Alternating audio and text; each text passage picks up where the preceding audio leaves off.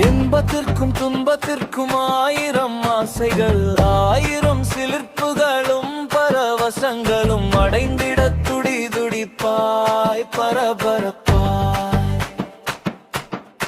எல்லா தேவைகளும் மனதில் எழுகின்றன, அவை நிறைவேறும் வரை நாடி நாடி துரத்துகின்றன.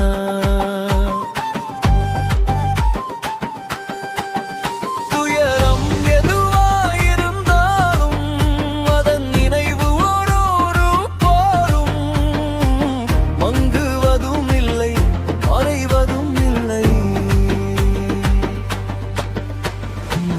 எதையும் சாதிக்க மனமுதிர்ச்சி தேவை, அதை அடையும் வரை தைரியத்துடன் முயற்சி செய்ய வேண்டும்.